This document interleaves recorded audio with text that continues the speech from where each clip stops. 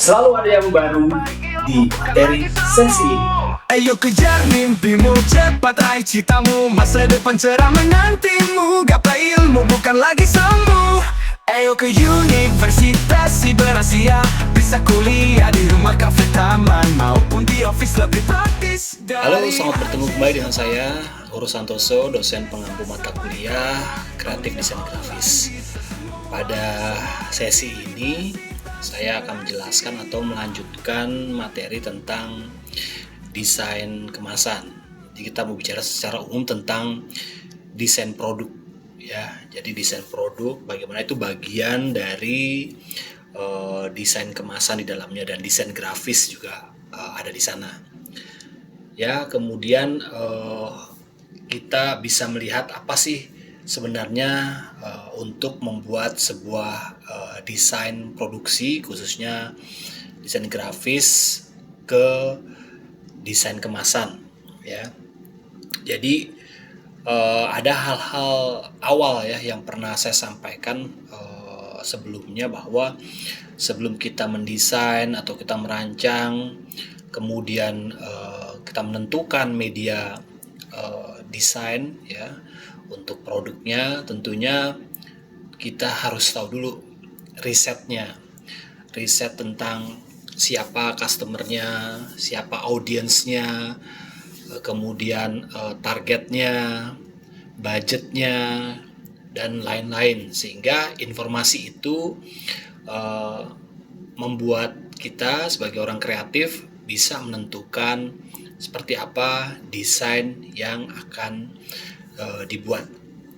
Baiklah, saya akan menyampaikan tentang fungsi dan tujuan dari desain produk ya, dari beberapa sumber ya, yang saya dapatkan, bahwa fungsi dan desain produk itu sendiri menurut Hesmicro ya, salah satunya adalah meningkatkan kepuasan konsumen ya, karena adanya produk desain kemasan yang baik gitu kan, akan meningkatkan tentunya kepuasan konsumen ya tadi ya.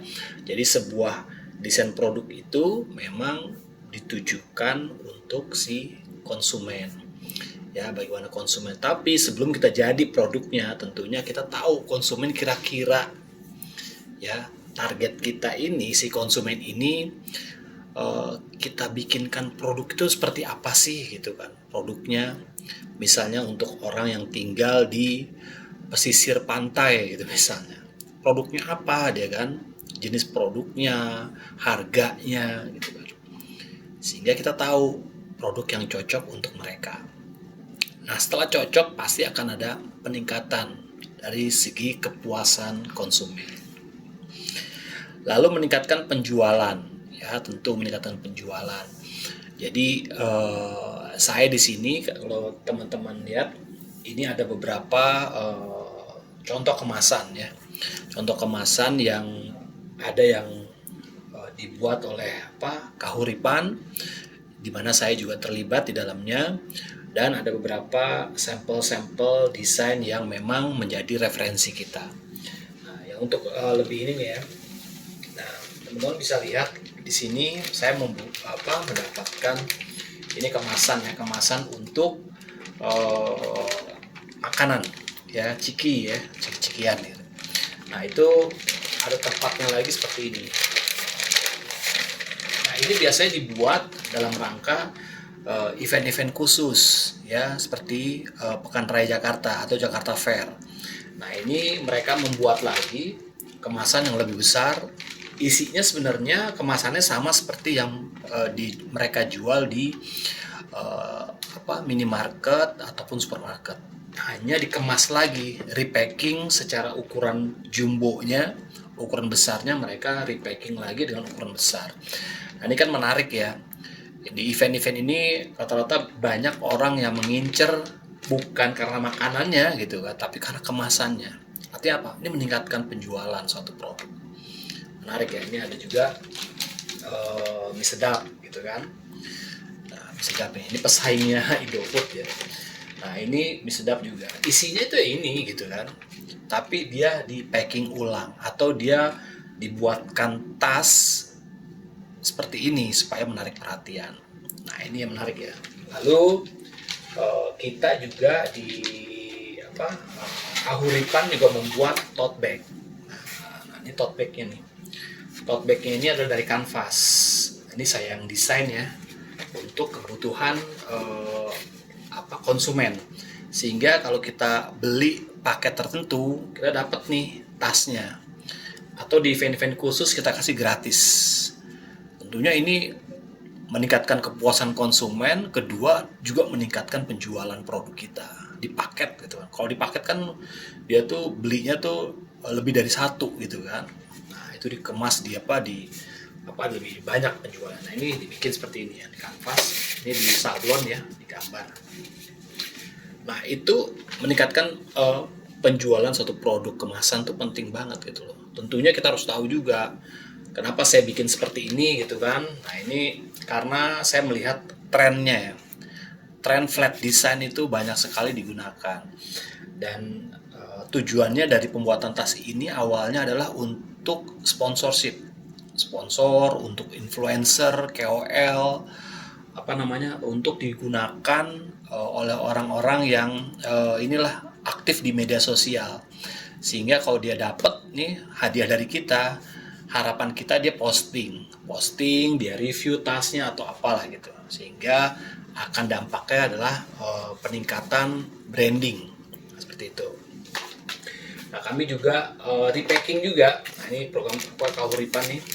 Sebenarnya Kahuripan tuh ada yang kotak ya, kemasan kotak, tapi ini kita repacking. Jadi kemasan tea bagnya, tea cerupnya itu dibongkar gitu kan, isinya itu jadi kemasan seperti ini ya. Ini untuk restoran, kafe dan lain-lain. Nah, ini kita packing ulang dengan desain yang baru dan kemasannya lebih ekonomis seperti itu. Kalau ini kan kemasan kotak. Nah, ini kemasan kotak yang saya bikin juga. Ini kemasan seperti ini ya. Ini ada beberapa contoh desain ya. Ini saya desain juga. Ini kita mau mencoba untuk memberikan alternatif desain baru ya, penyegaran desain lah ya, usulan-usulan. Jadi kita supaya punya desain tuh nggak monoton, keluarin produk baru lagi. Gunanya apa tadi? Untuk kepuasan konsumen dan juga meningkatkan produk. Nah, itu desain produk. Jadi kita juga ada namanya produk Tea Garden ya, Tea Garden. Ya, produk dari Kahuripan juga, tapi dia ada brand khusus namanya Tea Garden. Ini yang bisa disajikan, bisa langsung tinggal tambah air panas aja, langsung bisa diminum. Nah, ini dengan harapannya mereka tertarik dengan desainnya, kemudian mereka bawa-bawa gitu kan. Kalau bisa nanti dia posting dan lain-lain. Nah, ini kita bikin kemasan. Jadi banyak ya teman-teman. Juga ada program ini bikin paket. Nah, ini paket eksklusif ini ya, karena nanti dibuka begini kan. Nah, ini biasanya untuk momen-momen tertentu ya, misalnya Imlek dan lain-lain. Nah, ini kita bikin kemasan. Nah, jadi teman-teman perlu yang namanya kita menyempurnakan atau merefresh sebuah desain produk. Lalu kemudian yang berikutnya adalah penentu kesuksesan sebuah produk. Nah, tentunya ya berturut-turut tuh, dari kepuasan, kemudian menambah peningkatan, lalu kesuksesan sebuah produk gitu kan. Karena kalau semakin banyak, semakin orang tahu, semakin orang kenal, maka bisa dibilang menjadi lebih sukses ya. Kemudian meningkatkan kualitas produk ya. Lalu membantu perkembangan bisnis. Nah, ya, jadi produk terus ditingkatkan kualitasnya dengan berbagai kemasan ya, kemasan yang lebih kuat mungkin ya, yang lebih simple, dan juga kemasan yang lebih praktis, yang ekonomis dan juga lebih higienis gitu. Nah, ini menjadi kualitas menjadi lebih baik dan juga membantu peningkatan bisnis gitu. Oke, kemudian kita ingin tahu proses desain produk itu seperti apa, prosesnya ya. Kita ingin tahu prosesnya. Tentu kita awal-awal itu menetapkan visi ya, visi produk. Kalau kita lihat ya, visi produk ya, kita mau buat produk ini, misalnya apa sih visinya? Oh, untuk melakukan penetrasi ke pasar yang lebih spesifik misalnya, ya visinya itu. Nah, ini kan dibuat kan untuk hotel, kafe, restoran, lebih ekonomis gitu kan, tempatnya juga praktis. Nah, ini visinya itu kita tetapkan dulu. Kenapa kita bikin produk ini gitu kan, visinya. Lalu kemudian kita baru langkah berikutnya yang seperti kita sudah pelajari adalah riset produk. Ya, riset produknya gimana produknya. Apakah produk seperti ini layak nggak kita jual? Bagaimana dengan kompetitor? Lalu bagaimana dengan yang namanya konsumennya? Kalau ini konsumennya adalah hotel, restoran, kafe gitu kan. Jadi sebenarnya lebih pendekatannya B2B, business to business. Jadi kita jual ke orang yang pengen jual lagi gitu kan. Kalau yang seperti ini, kotak ini kan, dia tuh dijual untuk ke pemakainya langsung, end user gitu. Nah, ini banyak lagi strateginya ya. Ini B2B. Nah, setelah riset produk juga kita melakukan namanya brainstorming atau membuat ide gitu kan. Nah, brainstorming ini penting ketika kita sudah mendapatkan yang namanya informasi-informasi pendahuluan, hasil riset, observasi, visi dan lain-lain. Lalu kita brainstorming menemukan idenya yang paling cocok yang mana, seperti itu. Nah, bagaimana kemudian kita membuat prototipenya. Nah, membuat prototype artinya kita membuat seperti ini ya. Ini prototype semua nih. Ini prototype. Prototipenya ini amplopnya, amplop tehnya nih. Prototype nih. Ini juga masih prototype. Ya, kemudian ini juga masih prototype. Ya, prototype tuh menyerupai bentuk asli ya, tapi kita masih kelihatan finishingnya itu semacam finishing draft lah ya. Nah, bicara tentang prototype, nah pada kesempatan akhir perkuliahan saya minta teman-teman nanti membuat suatu project prototype untuk desain produk ya, desain produk. Desain produk itu tentunya bukan produknya yang Anda desain, tapi lebih kepada kemasan yang akan kita buat gitu kan. Mulai dari kemasannya, bagaimana visinya tadi ya, risetnya gitu. Bagaimana nanti kita mau buat kemasannya itu berdiri gitu kan, berdiri begini, vertikal atau yang horizontal yang duduk gini atau dua-duanya. Nah, ini perlu didalemin lagi gitu kan. Nah, teman-teman nanti membuat sebuah prototype desain ya, lengkap ya, prototype desain yang kita mau bikin. Misalnya kalau saya kan teh mulai dari yang kotak, kemudian yang bentuk pouch ya, ini pouch ya, kemudian bentuk promosinya adalah tote bag.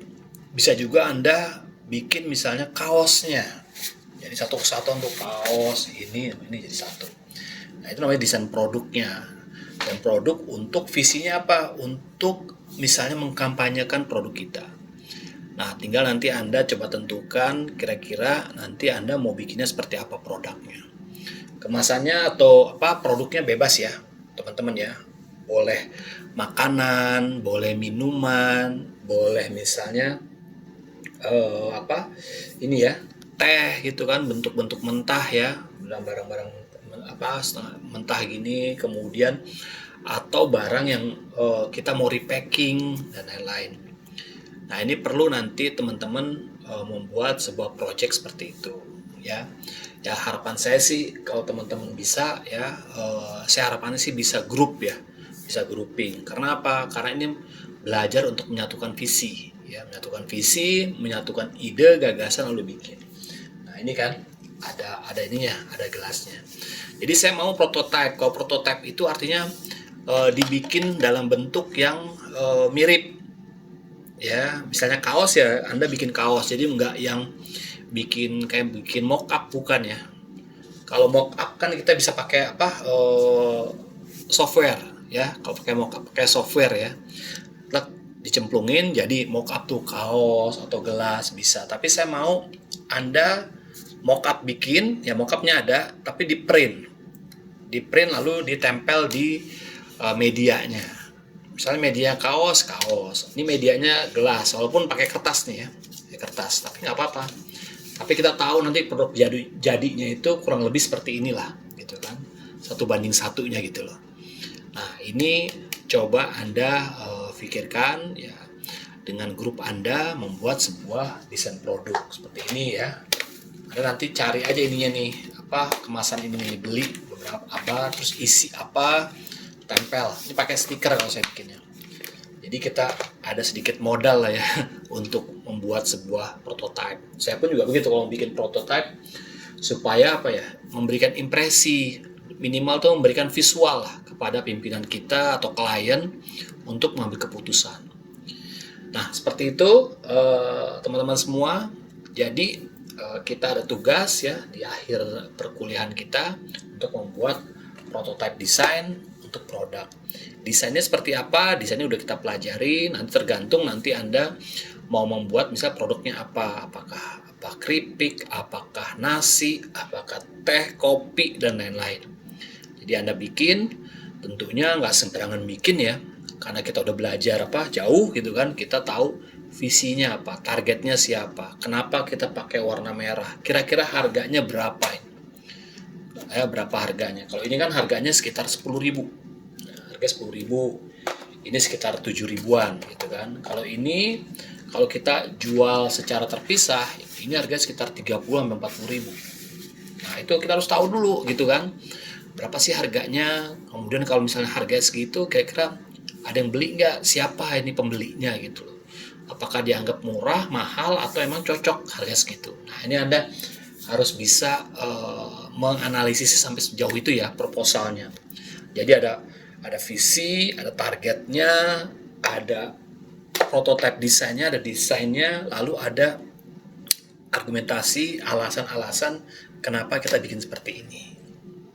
Ya, oke, teman-teman semua, demikian perkuliahan kita pada sesi ini. Tentunya menjadi kita menjadi lebih percaya diri ya, nanti membuat desain, membuat karya, gagasan. Jadi nggak hanya sekedar desain, tapi kita juga punya analisisnya. Karena kita nih bukan sekedar desain grafis, tapi kita sebagai analisisnya, menganalisis sebuah desain, perencanaan, strategi, dan lain-lain. Demikian perkuliahan kita pada sesi ini. Terima kasih atas perhatiannya. Sampai ketemu di pertemuan mendatang. Terima kasih.